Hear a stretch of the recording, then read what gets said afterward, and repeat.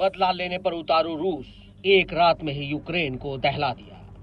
रूस ने यूक्रेन के पश्चिमी इलाके में भीषण हमला किया है। यूक्रेनी अधिकारियों का कहना है कि ये इस इलाके में सबसे बड़ा हमला है।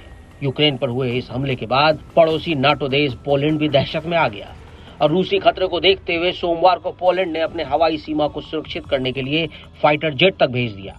पोलैंड की वायुसेना के ऑपरेशनल कमांड ने एक बयान में कहा कि रूस की ओर से यूक्रेन पर भीषण हवाई हमले के बाद पोलैंड और अन्य सहयोगी देशों की वायुसेना ने आज सुबह पोलैंड के हवाई क्षेत्र में उड़ान भरी है। यूक्रेनी इलाके के मेयर ने कहा कि ये रूस की ओर से किया गया अब तक का सबसे बड़ा हमला है।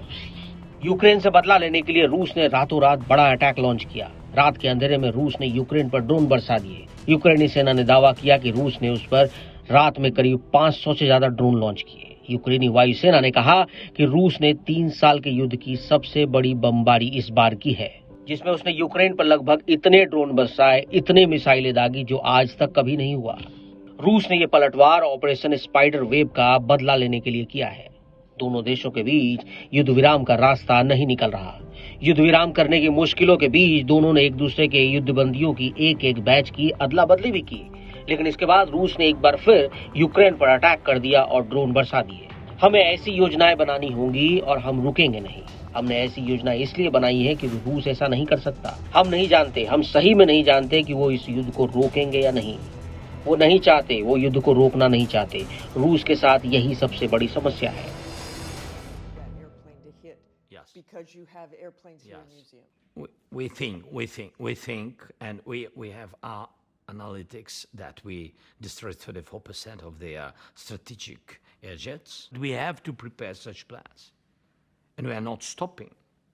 We have to prepare such plans because Russia can't, because we don't really know if they will stop this war. They don't want.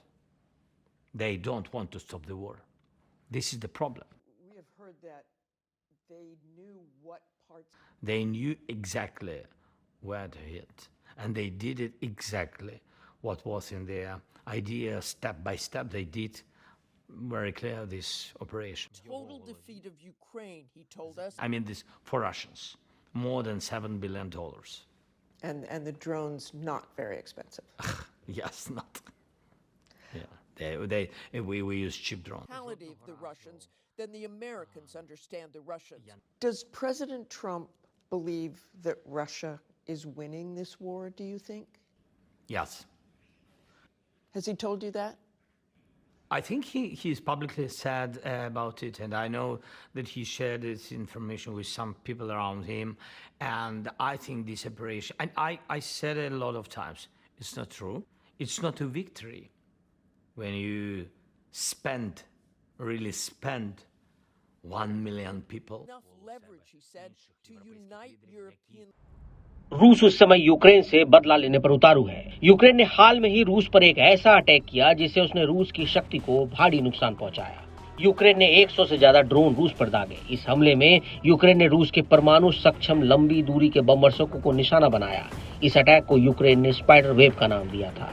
रूसी रक्षा मंत्रालय ने कहा था कि ये हमले रूस के 5 क्षेत्रों मरमंस्क, इरकुत्स्क, इवांतो, रियाजान और अमूर पर किए गए थे, लेकिन कहा गया कि विमान केवल मरमंस्क और इरकुत्स्क में क्षतिग्रस्त हुए, जबकि अन्य स्थानों पर हमलों को विफल कर दिया गया था। अब रूस इस हमले का भयानक बदला ले रहा है। यूक्रेन के राष्ट्रपति जेलेंस्की ने कहा कि कुछ क्षेत्रों में हालात बहुत मुश्किल बने हैं। रूस के हमले से पहले यूक्रेन ने रूस के सैन्य ठिकानों पर 6 जून को हमला किया था। रात को यूक्रेन की सेना ने रूस के एंगल्स और डियागोली हवाई अड्डे को निशाना बनाया था, जहाँ रूस के बमवर्षक विमान तैनात है।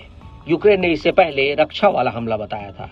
इस हमले में रूस का एक Mi-8 हेलीकॉप्टर पूरी तरह नष्ट हो गया और Mi-35 हेलीकॉप्टर को नुकसान पहुंचा था। इसके अलावा यूक्रेन ने रूस के सरातोव और रियाजान इलाके में ईंधन डिपो और सैन्य ठिकानों पर भी अटैक किए। पिछले 3 साल से दोनों देशों के बीच चल रहे युद्ध को शांत कराने के लिए लगातार कदम उठाए जा रहे हैं। इस्तांबुल में रूसी और यूक्रेनी डेलीगेशन के बीच हाल में 2 दौर की सीधी शांति वार्ता हुई। इस वार्ता के बाद दोनों देशों ने कैदियों के साथ साथ उनके हजारों मृत और गंभीर रूप से घायल सैनिकों की अदला बदली पर राजी हुए।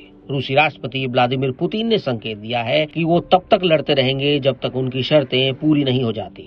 वहीं जेलेंस्की और रूसी रक्षा मंत्रालय ने कहा कि सोमवार को दोनों देशों के बीच अधिक कैदियों की अदला बदली हुई।